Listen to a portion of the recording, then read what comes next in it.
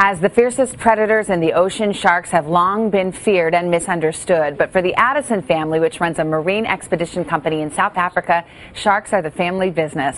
And joining me now, Mark, Gail, and 9-year-old Ella Addison. Good morning to all of you. Well, we're going to talk to you, Ella, in a moment about you swimming with sharks. But first, I got to ask your dad, Mark, what's extraordinary about what you do is you actually swim with these sharks without cages. Isn't that dangerous?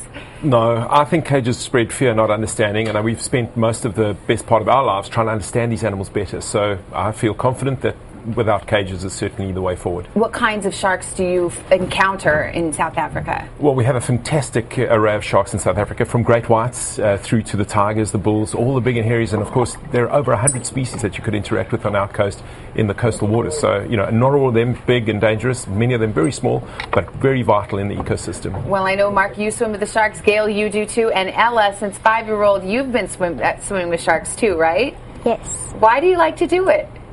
Because they're amazing, and I can. Now, are you afraid ever when you're in the water there and you see them? No. The first time I got in, I was, but then I've been fine ever since. Now, if I understand it right, the first time you got in, you forgot to ask Mom and Dad if it was okay. You just jumped right in, right? Yes. Well, what happened? Why did you decide to do that? Because I couldn't handle just sitting on the boat and doing nothing. Well, Gail, I know you thought as a mom it was a foregone conclusion that someday Ella would be swimming with the sharks, but did you think it would be so soon at 5 years old? No, they were given strict instructions on that particular day that Ella wasn't even allowed to go on the boat. I knew she wouldn't be able to sit there and watch her god sister swim with the sharks and not her do it. So she was told she wasn't allowed to go, and they begged and begged, and they went. And only when they got home did it come out. They confessed. Under duress, because the whole deal was how they're going to hide her. Mark, you still look a little afraid to have to confront Mom about that Ella was in the water with sharks. I don't think the danger's in the water. That day, the danger was certainly on the beach when we arrived back. Well, we laugh about it a little bit, but these are animals. They're unpredictable by their very nature. And some might be watching this and saying, wait a minute, I don't care how experienced you are, to have a little girl in the ocean with these predators is too much of a risk. What would be your response? No, true. When that first happened, it certainly wasn't my intention. It was an impromptu experience from Ella's point of view. And, I'd have said as a parent, from 10 years of age, that might be responsible. She proved us all wrong. She proved that at that age it's possible. I have implicit faith in the animals, and obviously it's with certain controls and protocols in place, it's definitely safe to interact with these animals. And in our case, with Ella, she'll take that baton forward. We found the sharks. She needs to do a lot more.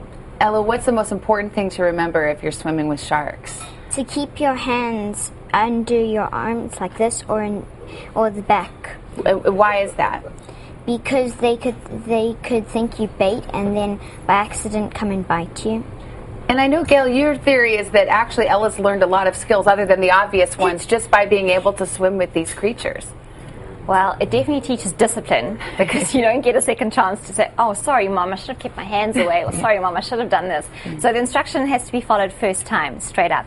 And you also have your child's undivided attention. How many parents have that? So it is wonderful. No, but Ella works with a lot of animals, and animals are very good for teaching children how to behave. All right, well, Ella, it's great to meet you. And Jack, your little penguin here, and Mark and Gail, thanks for coming all the way from South Africa. It's good to have you here. Thank you, guys. It's been a great privilege.